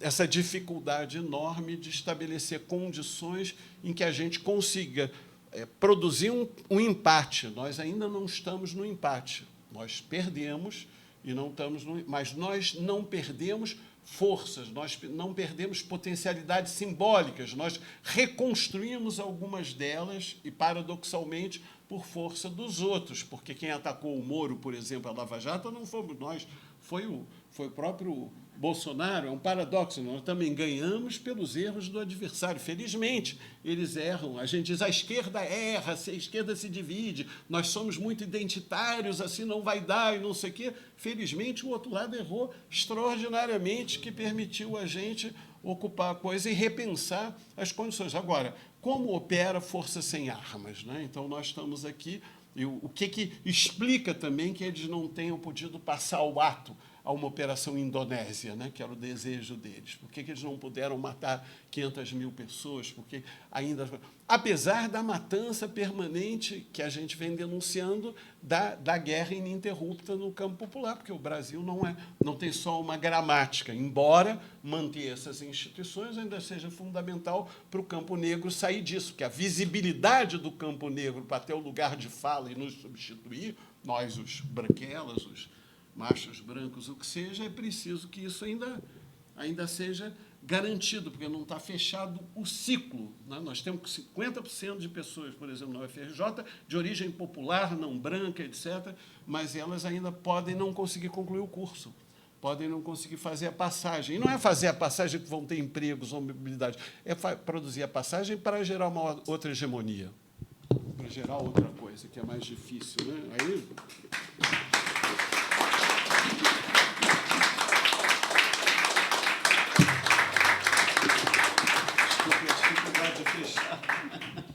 Eu me enrolei muito. Obrigada, Cunca. Não, eu achei que tornou complexo, tudo muito complexo, mas, assim, enrolou a cabeça da gente. A palavra está aberta, então, se alguém quiser colocar alguma questão. Enquanto a Beatriz procura aí quem queira, se alguém quer comentar, eu só queria explicar um pouquinho, quer dizer, justificar para o Luciano por que a gente colocou o golpe de 2016 como reação aos avanços democráticos, o que estava na nossa cabeça. Seria, assim, por exemplo, um aspecto seria o que foi de intolerável a uma ex-presa política torturada, mulher, sozinha, assumir a presidência da República. O que foi de intolerável para o status quo, isso aí? Isso foi um avanço democrático. O que foi de intolerável instituir uma comissão da verdade? Quanto dessas coisas derrubou a Dilma também? Isso é o que estava na nossa cabeça quando pensamos isso, né? Não era exatamente que tenha tido grandes avanços democráticos, mas esses pequenos são pequenos do ponto de vista da nossa democracia, mas Mas são grandes, tanto que teve uma reação enorme e, até hoje, o Lula não consegue restaurar a Comissão de Mortos e Desaparecidos Políticos. Isso é sintomático, né? E, então, isso foi bastante discutido hoje, quer dizer, e eu acho que, assim, que a gente olhando, às vezes, agora é uma coisa que, às vezes, eu olho esse congresso que tem hoje e eu penso assim, a Dilma tinha que ter estômago, entendeu?, para aguentar esses caras. É muito estômago. Aquelas mulheres que estão circulando no parlamento também, eu vou te falar, porque é um pessoal duro de engolir, né, de um machismo, de uma grossura, de um reacionarismo que eu imagino que essas pautas que a Dilma avançou devem ter sido da ordem do impossível de engolir ali também. Mas é isso. Agora, então, alguém... estamos conversando, eu tenho flashes de coisas, né? Primeiro, começar pela Comissão da Verdade, né? Que, enfim, eu vi isso, uma declaração, já não me lembro mais de quem foi, estou fragmentando minhas ideias, que o Bolsonaro não foi expulso do Exército exatamente, a gente sabe que ele prestou serviços, né? O Heleno era o tutor dele, ele tinha lá... Essa galera que está com ele no poder estava circulando e ele era informação na AMAN. Ele deu baixa no Exército, mas ele foi proibido de entrar na AMAN e os filhos dele foram proibidos de estudar no Colégio Militar. Então, eles conseguiram disfarçar a coisa pelos serviços prestados dele. Eu tenho... Horrível dizer isso, mas eu tenho a firme convicção, mas não tenho provas. Ele prestou serviço à ditadura, óbvio, né? E lá nos porões, lá nos buracos, né? E aí, nisso, fizeram essa solução de compromisso. Proibido de entrar na AMAN e os filhos proibidos de estudar em colégio militar. O que acontece em 2011? Criação da Comissão da Verdade. Ele é praticamente anistiado disso. Em 2014, ele anuncia a candidatura dele dentro de uma formatura de cadetes da AMAN. E aí ele entra com tudo. Então, são pequenas coisas que vão anunciando o que acontece, né? Dia 13 de março, ontem foi 6 anos da morte de Marielle, então, prometendo que alguma coisa vai acontecer, e o caso foi para o STF, porque tem alguém com imunidade parlamentar envolvido, seja lá o que seja isso, né? 13 de março foi o famoso discurso da Central do Jango, em que a gente ouviu o trecho, está aí, o Stedley botou lá no X-Twitter dele, eu não tenho mais, cancelei, porque achei aquilo um horror, não aguentei mais, mas o Stedley botou lá, vejam o discurso de Jango inteiro, e botou o link. Eu não consegui ver inteiro, mas vi uns flashes. E o que o Jango dizia em 1964? Primeiro, teve a tentativa de golpe em 61, que foi, da lista de tentativas de golpe, além do Juscelino, né, que o Lott interveio e conseguiu segurar, teve 61, que Brizola pegou em arma, disse não vai acontecer, e conseguiram contornar. 64, o discurso dele, ele fala em ódio à democracia, que ódio é uma palavra, né, que está circulando agora, o ódio dos bolsonaristas, ódio à democracia, e é por causa da Petrobras, né? Então, Getúlio se mata um ano depois de criar a Petrobras, Lula preso diz, não vou me matar como Getúlio, né? Não vou sair do coisa como Jango, né? Não vou fugir, enfim. E aí Jango fala em ódio, fala na Petrobras, eles querem a Petrobras. E a Petrobras, eu acho que é signo, a gente tem que analisar essa chave da Petrobras. Signo em Getúlio, fundador, signo em Jango, que era a Petrobras de um lado e reforma agrária do outro, né? Um latifundiário que propõe reforma agrária, é isso mesmo, né? E o Lula, como sindicalista, trabalhador, também não consegue sustentar a reforma agrária, mas está lá tentando. O MST nasce no final da ditadura para dizer, então, nós vamos lá pegar, sim, né? Então, e estavam lá na ilegalidade, e, ao mesmo tempo, passam a ser sustentados pela Constituição de 88. Terra improdutiva pode ser ocupada, sim, não é invasão. Seguindo, né? E agora a gente vê Petrobras, o quê? 2014, a Lava Jato é uma estratégia internacional. 64, eu sabia que a Quarta Frota tinha chegado aqui em 64, o Brizola pediu desculpas pós-mortem para o Jango, dizendo, olha, realmente não tinha como fazer, não tinha como resistir, A Quarta Frota estava aí. A Quarta Frota era eu achava que era um porta-aviões e seus seguidores, aqueles outros naviozinhos que sustentam o porta-aviões. Tinha 6 submarinos na Quarta Frota. 6 submarinos. Eu vi isso o João Goulart Filho falando disso. Olha, como é que 6 submarinos aportados aqui no nosso litoral? Quem quer fazer alguma coisa? Não tem como. A Quarta Frota praticamente inteira. Bom, então, voltando. Jango não fez, 64 não foi. Dilma. A Lava Jato é uma estratégia que entra a CIA e o Departamento de Justiça americano. É uma estratégia que não é a Quarta Frota, mas entra com outra porta. Petrobras.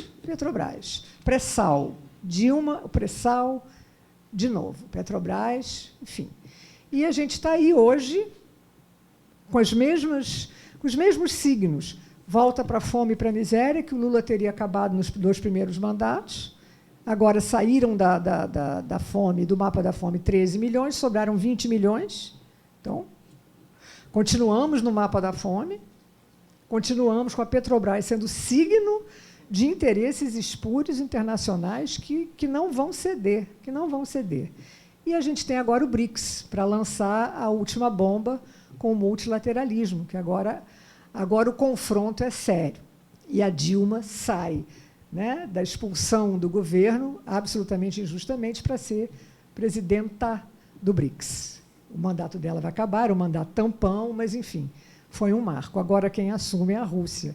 Então, vamos ver o que vem por aí.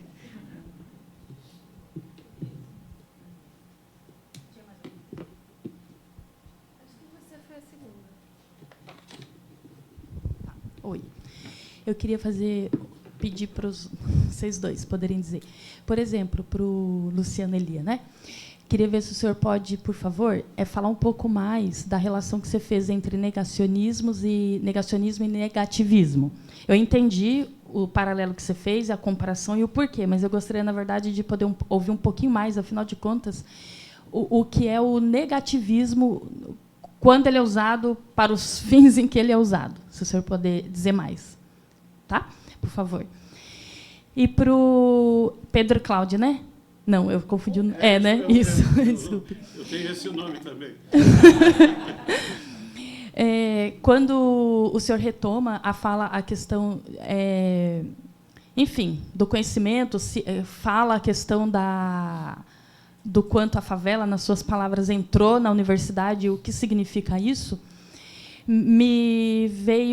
eu acabei pensando assim, por exemplo, na saúde mental aqui do Rio de Janeiro, pública, na saúde mental pública daqui do Rio de Janeiro, a arte e a cultura ela é já histórica, consagrada, né? Basta a gente lembrar, por exemplo, do coletivo Tapirando Pirado Pirô, do Loucura Suburbana, do próprio trabalho do Museu Bispo do Rosário, no NIS, ou seja, os cancioneiros do IPUB, né? Aí eu fiquei pensando, bom, tem mais de 20 anos essas experiências, né? Chega a ter 30 anos, inclusive, até outras, aqui no Rio, né? De repente, eu fiquei pensando assim, enfim, a arte cabe nesses espaços. É valorizada, reconhecida, enfim, faz-se arte dentro dos antigos hospícios daqui do Rio de Janeiro. E em vários eventos da luta do dia 18 de maio, ou no 1º de maio, ou, enfim, nas várias instituições, e mesmo universitárias, né, essas artes se apresentam, né? Por exemplo, na inauguração de um curso de medicina, ou na última aula de um programa de mestrado, de doutorado, enfim, sem contar que essas pessoas que produzem essas artes, elas são super convidadas para dar entrevista, para participar de pesquisa. E aí, de repente, eu me perguntei se será que tem aqui no Rio de Janeiro, e se não tem, por que será não tem, por exemplo, um curso popular de pré-vestibular para interessados que queiram cursar, terminar o ensino médio ou entrar na universidade. Né? Por que a loucura pode cantar no palco? Por que a loucura pode cantar no teatro da UFRJ, da UERJ, das várias universidades privadas aqui do Rio de Janeiro? Né? A loucura pode cantar naquele palco para os alunos, né? Para os alunos.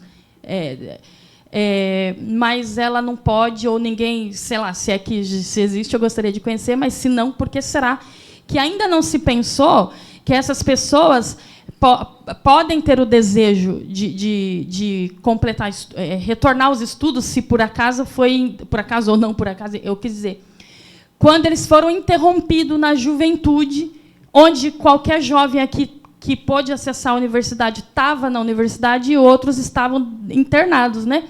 E se hoje, com os processos de desinstitucionalização, preza pela liberdade dessas pessoas, porque, sei lá, não se pensou ainda em buscar saber dessas pessoas quem ali tem vontade de retornar a estudar, quem ali tem o desejo de cursar uma universidade, né? E aí eu queria saber se vocês têm algo, enfim, de alguma experiência que vocês conheçam, que levantou, ou melhor, que perguntou para essas pessoas ou que procurou ajudá-las nesse sentido, né? Por exemplo, existem vários cursinhos populares, né? Mas dentro de alguma instituição dessa que oferece diversas atividades artísticas e culturais, alguma delas também se preocupa em oferecer condições para que essas pessoas possam acessar a universidade, por exemplo. Então, assim, se a loucura pode cantar dentro da universidade, ela também pode sentar nos bancos ali e, no final, receber um diploma. Ou o modo de se expressar do louco é, quando muito, na arte. Né? Enfim, acho que é isso que eu estou querendo perguntar. Obrigada, tá?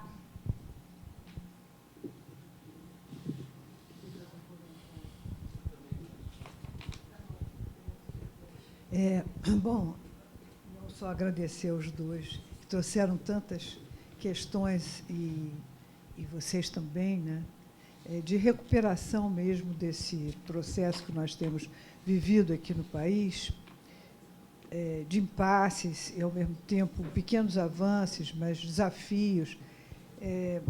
Eu queria lembrar um outro aspecto que talvez não tenha sido levantado, ou se foi. Eu acho que a predominância da discussão tem sido no tentar pensar essa trajetória que nos leva a esse momento que nós estamos. Mas eu queria também trazer uma questão que me parece que vem de longe, que vem lá daquela época, de 60 anos atrás, e que foi uma estratégia que foi montada na época do domínio militar, civil-militar nesse país, que foi a estratégia do negacionismo dos crimes que foram cometidos naquela ocasião, das mortes, dos desaparecimentos, e que foi uma estratégia intencional. Foi uma política que foi construída naquela época exatamente com essa finalidade, de dizer que não aconteceu. O discurso desse campo que tomou o poder, né, dos ditadores aqui no Brasil, foi exatamente que eles estavam defendendo a democracia. Não é? E isso ainda é muito forte e está sendo, nesse momento, reativado, não só com o Bolsonaro, né, que isso foi um forte discurso da autoridade na época dele, né? Mas esse discurso ainda está muito presente, né? Então, esse negacionismo ele tem uma intencionalidade política de dizer que não foi assim, foi assado, de exatamente perturbar a nossa percepção da realidade. Né? Eu acho que aí tem uma questão importante do ponto de vista político que eu queria que vocês, se pudessem, comentar.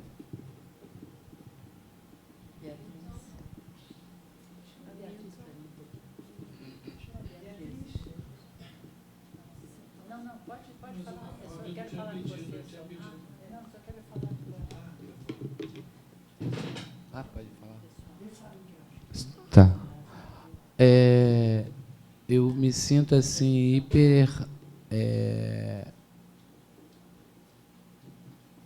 aprendendo com vocês assim uma moralidade de governança com uma potência muito graduada no sentido sociedade, né? E que ponto a gente pode chegar ou pode ter recursos para que, assim, dentro da democracia, nós conseguirmos assim evoluir com esse potencial do conhecimento político, de políticas públicas, como o doutor Luciano também falou, e o Pedro, para que a gente chegue mais na frente, possamos encontrar alguém que tenha a força da caneta, para que essas propostas sejam aceitas assim com clareza, né? E que a nossa falta, que está se tornando mundial, que é a falta de insumos em qualquer tipo de área trabalhística, né? Por nós sabermos e nós, ser humanos, raciocinarmos, não sermos assim violados como os animais, os pássaros, né? Os insetos, mas que eu fico olhando, né? Eu tenho vários vídeos que um pássaro consegue construir uma residência para viver, e o ser humano nem isso ele está conseguindo obter, né? Com os pensamentos evoluídos, com as educações variadas, né? Hoje em dia a gente consegue olhar a inteligência animal, né? O que o carinho dos animais conseguem se construir e se matarem só pela necessidade do alimento. E nós estamos nos escravizando, nós estamos nos desconhecendo, nós estamos agora, com religiões ou sem, nós estamos vendo que muita coisa que está escrito, que não foi Jesus que escreveu, nem, né, mas que foi os apóstolos que escreveram, né? E isso está assim, se tornando uma realidade, né? De vez em quando eu escuto na condução que vai ter uma hora que a gente vai ter o dinheiro de verdade, não vai ter o que comprar. Porque esse papo aí de economia que, por causa do planeta, a gente não consegue alimentar fulano e bertano, e por causa também das chuvas, né? Ou então da seca, né? As safras ficam reduzidas, né? As melhores coisas nossas continuam indo para fora, né? Nós somos desconhecidos no sentido até do bem-estar alimentar, né? Então, por que estudamos tanto e estamos regredindo, né? Por que a loucura está atingindo tanto até a sanidade, né? Quando eu vejo o Gilson, que ela falou, que morreu, que está lá um slogan dele até hoje na UFRJ, lá no IPUB. A loucura é consequência do sã. Ser sadio é entender quem tem razão. Possuir razão é impor. Eu gosto da minha loucura, pois eu sei que tudo é enfermidade, né? E, por ter todo esse conhecimento, parece que a gente quer encostar o dedo em Deus e não consegue, né? A gente quer encostar o dedo nas nossas condições básicas e estamos se distanciando. Então, nós estamos assim formando marginais próprios, né? A gente está cheio de pessoas super inteligentes presas, né? Eles conseguem fazer armas, conseguem fazer, né? Nós estamos com presidentes que querem fazer bomba atômica, né? E a gente luta para que isso nunca aconteça, né? E a gente chega assim tipo um congresso aqui, né? A gente aprende coisas, a gente escuta coisas que pessoas do bem querem o bem, né? E a gente está retroativo de pessoas malignas, né? Será que, como eu falei ainda agora, né? Será que eu vou morrer e não vou ver isso? Né? Será que eu fui para Brasília com ela e não vai ser conquistado isso? Vai ter que vir outros alunos, aí esses alunos envelhecem, vão dar palestra como professores, como PhD, como doutorado, como pode, que eu não falo nem mais que as pessoas fazem doutorado, eu falo que elas fazem doidorado, ficam doidas até se formar. O que faz mestrado faz mestrado, fica mestrado. Então, eu queria saber, assim, por esse conhecimento, e até cantar uma música para vocês, que vocês me lembraram mais ou menos assim, né, na televisão, aquela mensagem urgente da Rede Globo. Urgente, doutor Luciano, doutor Pedro vai falar sobre a nossa política, que vem engateando e não para de andar, não consegue andar, né? Porque esse sofrimento do dessofrimento, né? Porque as inverdades, aí o Cazuza vai e fala, né? Por que a gente é assim? Né? Até quando nós vamos nos reconhecer como semelhantes que eu fico olhando, pessoa, você cai do avião, aí fica numa mata sozinho o tempo todo, você esqueceu do seu semelhante, você precisa do seu semelhante, você precisa de um ser vivo para que você consiga conduzir o resto do seu dia, você precisa se aliviar, e não aquela pressão, são essas flechas atravessando o capacete, como eu ficava de capacete de fibra e de ferro, e o cara puxava aquela antena de carro, de Fusca, de Brasília, por trás de mim, tacava com toda a força no capacete. Eu acho que ele queria estourar meus tímpanos, né? Um cara que estudou e levava toda essa bravura para o corpo de uma pessoa que não estava esperando aquilo, né? Aí foi quando eu escrevi contra as Forças Armadas, né? Que a minha natureza me gerou normal. Eu escrevi assim, ouvindo vozes na minha cabeça, minha mãe, né? Minha natureza me gerou normal. Sinto distúrbios no meu pensamento, mas não perturbo ninguém, só trato na moral. O que fizeram comigo só me destruíram. Ser obrigado a ralar sem ter vontade de fazer aquilo, né? Sou humano, não sou bicho, nem é objeto pessoal.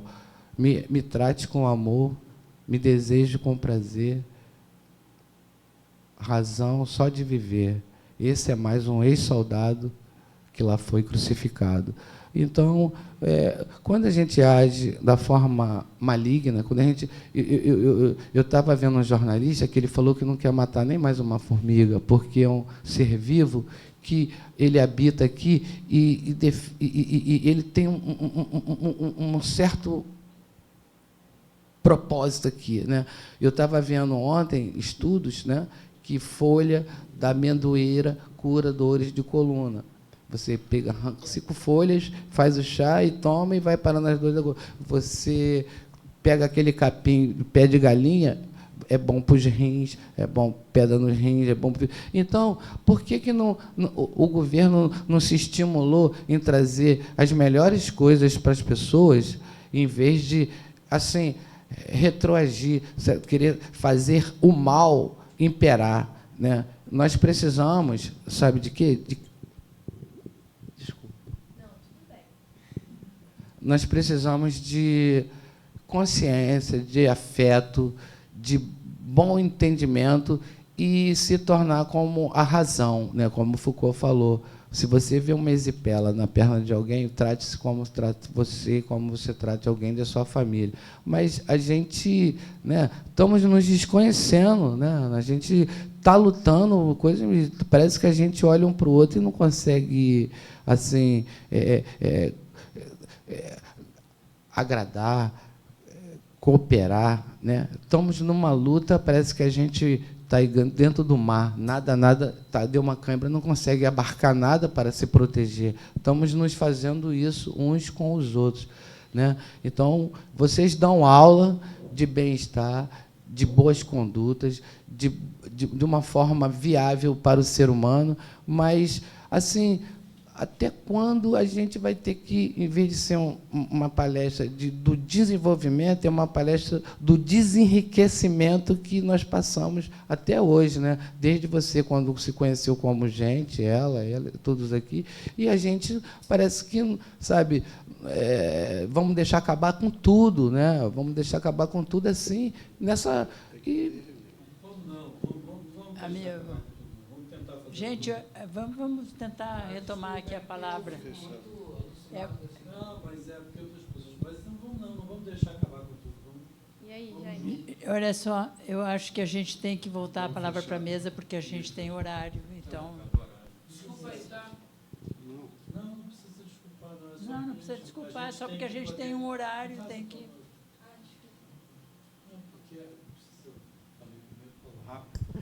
Então, não, Leila, não era a minha questão, na verdade.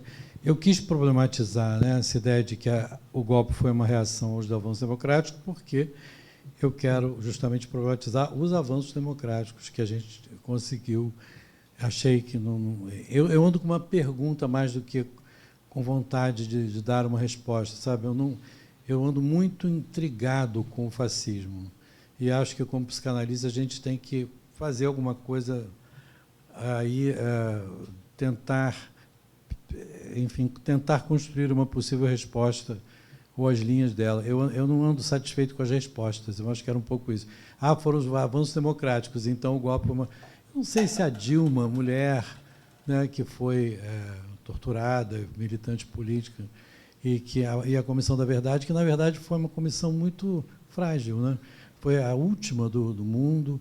A gente vai ao Chile, vê lá aquele Museu da Memória do Chile, e tem lá a história de todas as comissões da verdade. A gente sabe das limitações da Comissão da Verdade do Brasil. Então, não sei. Eu ando com interrogações sobre o fascismo, né? E aí, bom, então não era tanto assim. Eu entendo a proposta quando você fala disso. Eu queria manter a minha pergunta. O Cunca, eu tenho uma pergunta para o Cunca, não sei se a gente está com pouco tempo, né? Mas eu gosto muito de escutar o Cunca falar uma porrada de coisas e faz a gente pensar nesse vendaval, que é o pensamento dele, mas tem toda uma linha lógica, tem que ficar atrás da linha que costura, né? E tem a linha, dá para ver que tem a linha, né? A gramática dele vai lá. Mas, por exemplo, eu fiquei com uma pergunta do velamento, né? Queria te perguntar exatamente esse ponto apenas. Se você, quando você diz assim que a gente tem que construir, fala até do imaginário, o intolerável, voltar a construir algo, né, da ordem do intolerável, se isso não passa pelo velamento, eu não entendi se você considera o velamento nocivo, ou abominável, ou alguma coisa que a gente, de alguma maneira, precisa dele de algum modo. É isso. A Fabiane colocou uma questão interessante, né? Porque o que na sua fala, Fabiane... Está me ouvindo? Na sua fala, eu gostei de várias coisas que você falou, mas uma coisa que eu destacaria é que você desmistifica um pouco essa coisa da... É artista, todo mundo chama de artista, né? E aí está ok, é artista. Não é, né? Você diz, e aí? Aí, não sei se quem respondeu, acho que é ele mesmo, o Hamilton. Volta para o mesmo lugar do sofrimento. Acho que é o próprio Hamilton que você citou. Então, assim, achei muito bom isso. Por exemplo, muita coisa... esse uso da arte pode ser uma mistificação, né? Que vela justamente uma condição real que não fica alterada porque passou a ter arte. Aí você pergunta do saber, né? E aí eu quero dizer que também tem o risco da mistificação, sabe por quê? Esse Daniel Sorange que eu citei, ele está propondo emprego. Ele diz, mas vocês são contra? Essa coisa de cascadura, da Ivone Lara e é para arranjar trabalho, entendeu? Tem todo um discurso que não continuo dizendo que não é de esquerda para promover a direita, mas é um discurso enganador, tipo assim, não, a gente não vai só preocupar com o tratamento deles que estão na rua, não, a gente vai arranjar emprego. Mas vai arranjar emprego com que condições, entendeu? Quer dizer, quais são as condições de continuidade disso? Qual é a verdade disso, o real disso? Vai ter mesmo condições? Está se fazendo uma mudança na estrutura social que permita essa mobilidade? Ou isso é uma farsa? Então, acho que também tem que tomar cuidado quando... Mas você diz assim, perguntaram se deseja fazer um curso? Não basta perguntar, né? Sim, mas não tem que ir além disso, né? A gente tem que criar condições, né, o Cunca falou que na UFRJ 50%, né, da população estudantil, mas talvez não consiga concluir. Quer dizer, o que a gente tem que fazer? Então, só para como a gente está com pouco tempo, é só assim, dizer que é super importante o que você disse aqui na mesa. Vamos desmistificar essa coisa de dizer que é artista e que isso, como se isso resolvesse alguma coisa, né? Não resolve, na verdade, né? É bom que haja arte, é bom que possa, mas você apontou. Exatamente, volta, né? A asfixia volta. Então, eu queria trazer esse do Sorange, porque o discurso dele é de arranjar emprego, trabalho, inserção social. Ele diz, parece uma coisa assim, uma maravilha, né? A Vera fala do negacionismo como essa recusa do saber sobre a realidade. Não aconteceu, né? Um pouco o que eu quis dizer, você também me pediu isso. Eu não vou voltar ao tema do negativismo, mas assim, eu quis fazer uma distinção entre posições subjetivas que a psicanálise situa na denegação e no negativismo, menos, que é mais da psiquiatria isso, mas a psicanálise reconhece como uma posição onde tem dialética, tem sujeito, sabe? Tem todo um campo de trabalho. E eu quis situar o negacionismo fora desse campo, como um campo assim que me parece que recusa qualquer possibilidade dialética. Eu terminei dizendo que ele é contra o próprio reconhecimento do gozo, né? Mas, então, é isso. Eu não queria desenvolver o tema do negativismo. Meu objetivo não era esse, nem da denegação. Era mostrar que essas categorias subjetivas não devem ser transpostas assim para o campo político, como muita gente faz. E a Vera fala nesse, acho que eu tentei falar nesse sentido, quer dizer, tomar ele politicamente, uma amputação da realidade, né, do reconhecimento do saber sobre a realidade, é isso mesmo, e que tem que ir contra isso. E aí eu acho que o Cunca pode dizer alguma coisa do velamento no RSI, né? Porque é isso aí, gente. Então, eu não vou voltar a falar, super obrigado pelas questões.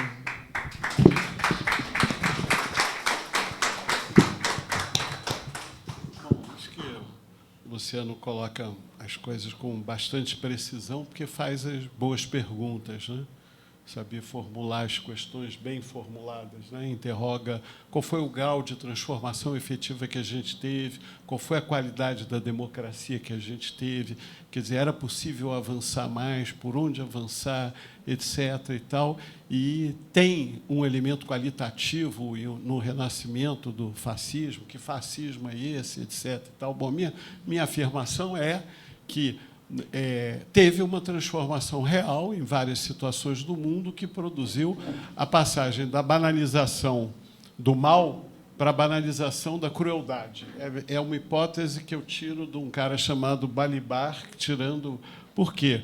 A banalização do mal é a fabricação totalitária da morte e da destruição, inclusive guardando segredo, ou escolhendo estratégias, ou produzindo determinadas coisas, ou seja, ela tem uma determinada precisão. É a industrialização da morte, não é? É a forma, a ideologia do terror no Estado, etc.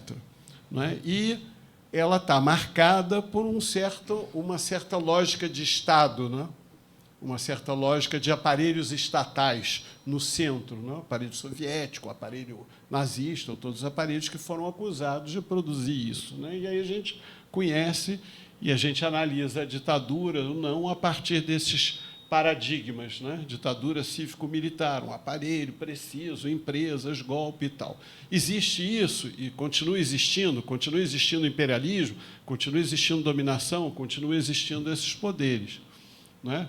Só que, digamos assim, esses poderes se apoiavam, não é, em determinados processos que estavam ligados a certos construtos ideológicos, a certas lógicas que foram, principalmente, as experiências que emergiram regimes claramente formulavam uma ideologia. Não? O Mussolini fez um dicionário de política, não é? O Hitler fez o Mein Kampf. Tem uma base doutrinária ideológica, né?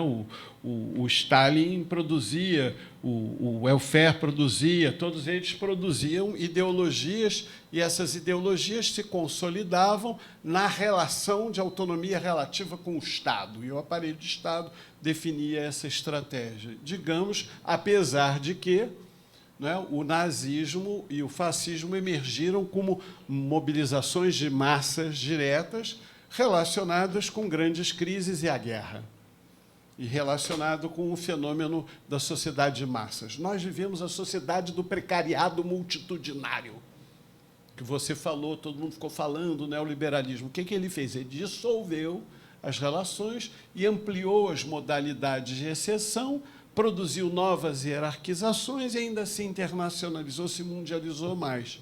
Ao mesmo tempo, não abriu mão de pôr os estados como gestores da exceção, estados policiais, estados de ocupação, estados que...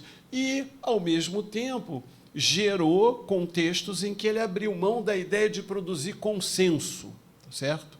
Então, você diz assim, qual é o consenso? É o consenso da paz? Qual é o consenso entrar para a universidade? Qual é o consenso à escola? Exatamente que os caras vieram e disseram, não tem consenso.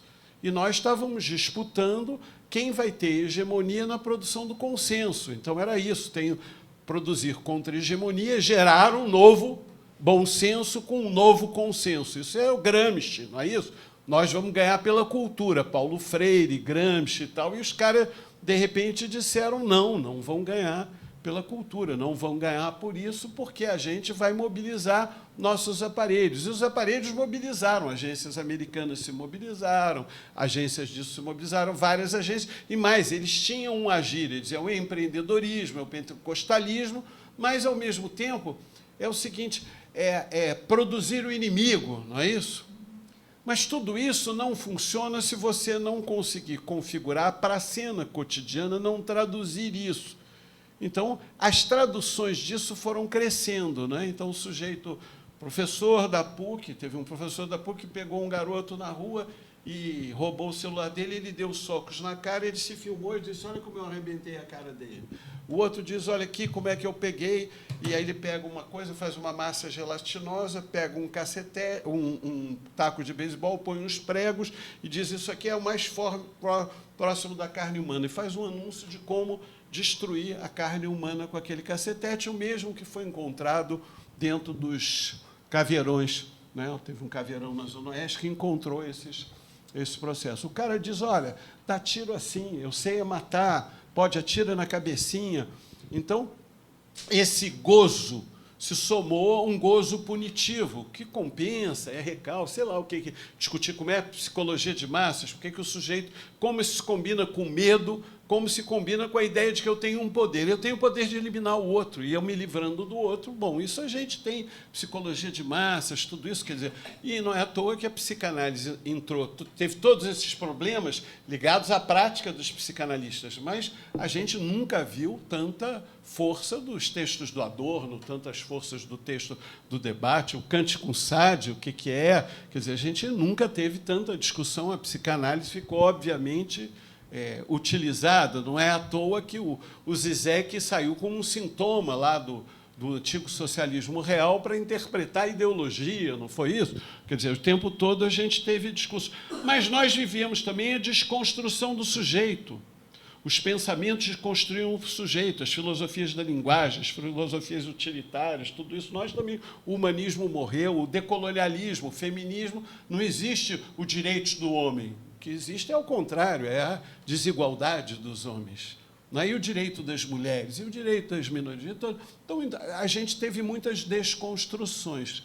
Todos esses processos, do ponto de vista material, do ponto de vista teórico, do ponto de vista das disputas, eles todos quebraram por várias razões. O desconstrutivismo quebrou várias coisas, quer dizer, os discursos identitários quebram várias coisas. Então, a crise das verdades, não é isso? Então, nós estamos aqui, o negacionismo está ligado a como produzir sustentação na crise da verdade. Não é? O que dá ao sujeito? As ideologias servem para dar ao sujeito, como as religiões, alguma compensação para a sua precariedade e desamparo, não é isso? O sujeito precisa, de alguma, enfrentar a sua precariedade e desamparo. Então, a lei precisa regular a violência entre os homens.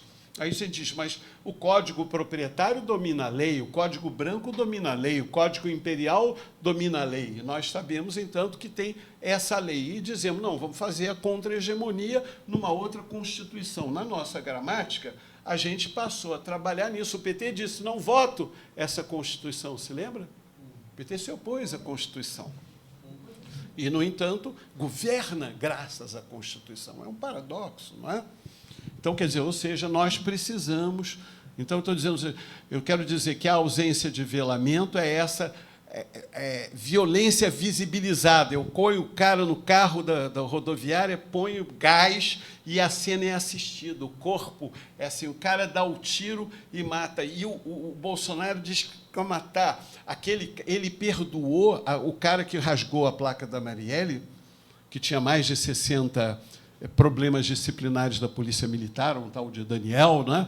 Ele andando com a tornozeleira, quando estava solto, foi numa festa na Barra da Tijuca, onde todo mundo era meio bolsonarista, tinha um som e o grupo dele pôs um som. O dono da casa veio reclamar, eles chutaram a cara do dono da casa de festas, independentemente do que era bolsonarista ou não. Quer dizer, a gente o tempo todo tem isso aí, quer dizer, as ações do Jacarezinho, as ações em Manguinhos, todas as ações foram sem velamento, quer dizer, a gente acabou, num dado momento, tinha essa coisa. Então, o que recompôs? Houve os juízes da Suprema Corte, né, porque ia tudo para a judicialização, mas a judicialização já estava subsumida a um terreno moral, um terreno de invenção do discurso. O cara não chega para mim e nega a tortura, ele diz que foi pouco a tortura. Essa é uma mudança de gramática. E diz, por que não achavam os corpos? Não quer dizer que não haja uma mentira. Porque ele diz, não podemos achar os corpos. Nós sabemos que uma boa perícia forense, tecnicamente, acharam os corpos de perus. Mas ele diz, está na cova rasa. Ou ele diz, vocês mataram, ele diz, Ação Popular, minha organização, vocês mataram o Fernando Santa Cruz. Ele diz que nós matamos o nosso companheiro, não é isso? Então, nós vamos lá e dizemos não, porque não é essa produção o tempo todo de uma loja de por que o judeu é o culpado, não é isso?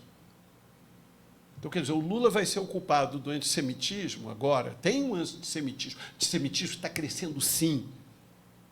Mas tem lá, o Zizek, por exemplo, diz, olha, tem um neonazista que é a favor de Israel, do sionista. Quer dizer, o mundo é mais complicado. O cara vai para a rua aqui na Paulista e diz os cristãos de Israel. Quer dizer, um negócio, é uma coisa tremenda, quer dizer, ou seja, é possível isso. Então, estou dizendo, a ideologia... O cara chega para mim e diz, não houve um crime, não mataram, não estupraram as pessoas?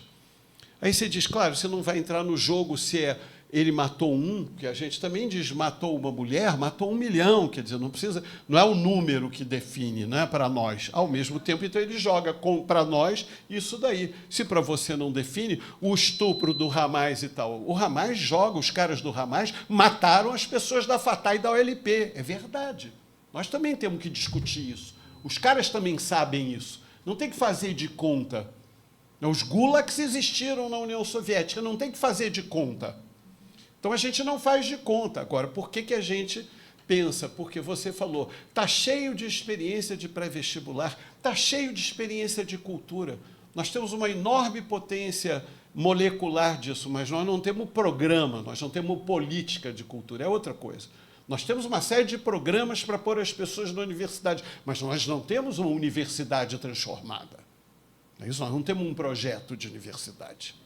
Nós não temos uma unificação das nossas universidades. A dele é muito mais avançada que a minha sobre alguns aspectos, e surpreendeu, a vitória da Gunnar surpreendeu. Mas a vitória da Gunnar foi numa luta complicada, porque foi contra a corrupção. Não foi a favor do projeto de cotas, não foi a favor do projeto de transformação, não foi... Não é? Então, o negacionismo, quer dizer, eu só queria concluir com essa coisa de dizer isso. Então, eu acho que velamento é necessário, é claro, você cria crianças sem velamento. Como é que você diz para uma criança não morder a outra, não bater na outra? Como é que a gente educa as crianças? O que é educação que não tem interdição? Não existe. Não existe possibilidade de... Não é? A gente diz o seguinte, o movimento LGBTQIA+, era, no nosso tempo, contra a cultura sexual. Hoje ele pede direitos civis, formais e constitucionais, de herança, de patrimônio, de casamento, de adoção, na verdade, equivalência lógica para ter o mesmo status. Isso não quer dizer que seja revolucionário. na atitude em relação à sexualidade. Mas isso quer dizer que quer conquistar um determinado espaço de reconhecimento, assim como nós queremos responsabilizar os caras que cometeram crimes. Qual é a maneira? Mostrando que os crimes atuais têm conexão com o passado, que a tortura atual tem a ver com a da ditadura e tem a ver com o passado. Só que a tortura continua atual nos nossos cárceres. E, em parte, nós somos governantes, é uma ambivalência, mas a gente não governa os cárceres. O fato de ter um governo não significa ter poder, não é isso? Então, aí a gente teria que discutir o problema do poder e o problema da política. E como a política se assemelha à guerra nesse momento, é o problema do fascismo, que diz a política é guerra, eu tenho um inimigo. Não, o fascismo opta por ter inimigo, ele opta por eliminar alguém. E nós temos um problema, porque a luta de classes também era para eliminar a burguesia. Não é isso? Quer dizer, sempre eu quero eliminar o machismo. Como é que eu elimino o machismo? Essas lutas equivalentes, nós estamos numa nova gramática. Como é que produz? A luta racial, a luta sexual e de gênero e a luta de classe. São 3 lutas. É o livro do Lazarato, lá das 3 lutas, né? Então é complicado. Agora, eu acho que ele tem toda a razão de que a gente está olhando o fascismo e precisa desconstruir ele. Vou dar uma última tosse. Sabe quem está entrando na universidade em quantidade na área de educação? Os pentecostais. O pentecostalismo descobriu que a grande disputa de hegemonia, porque como eles perderam, porque essa batalha eles perderam da escola sem partido, mas com a pandemia a escola ficou enfraquecida. Com a escola destruída, nós também. Eles estavam ganhando da gente nas direções de escola, estavam ganhando na gramática, e nós estávamos só com o discurso sindical. Aí também é um problema, quando não pagam salários, eles também perdem, porque os governos são deles, né? Então também traz problema, não é simples, né? São muitos xadrezes concomitantemente, mas a gente decidiu que a gente vai disputar capital simbólico discursivo e vai produzir uma coisa que diz horror extremo não queremos. Quer dizer, eu não preciso dizer que o Hamas não é terrorista ou dizer que é terrorista para defender o cessar-fogo imediato para salvar vidas. Pronto, quer dizer, nós temos que fazer a mesma coisa aqui, né? Como é que a gente termina com a barbárie nas favelas? Como é que a gente torna sagrado o corpo da criança e do jovem que vão para a escola? A gente teria que conseguir alguma... Aí eu estava falando do simbólico, né? Algum velamento que diz, olha, a criança que vai para a escola é como o seu filho. Você está reclamando do arrastão, um menino de 12, 14 anos sem escola, vai fazer o quê? Não tem, você não segura uma criança de 12 anos com a vovó em casa ou com o vizinho. Ela sai. Vocês se lembram de vocês com 12 anos? Não sai, você não tem escola, não tem... Para onde vão as crianças? Elas vão circular na cidade, tem que comer, tem que se virar. Se vira, meu filho. Né? E não tem comida para os outros, porque a escola fechou, e assim vai. São cenários muito dramáticos em que a gente tem que produzir alguma coisa que funcione. Quer dizer, então, nossa disputa pode ser o quê? Mas, ao mesmo tempo, está tendo greve agora da nossa universidade dos funcionários. Daqui a pouco vai ter dos professores, mas a nossa greve também esvazia mais um lugar que ninguém vai. Aí ninguém vai à universidade, ninguém vai na Assembleia, ninguém faz. Então, não é simples. Não é simples. O dia que a Terra parou, está certo. Está certo. Eu nasci há mais de 10 mil anos atrás, né? Isso é terrível, né? Que o cara sabia de tudo, né? Tá bom.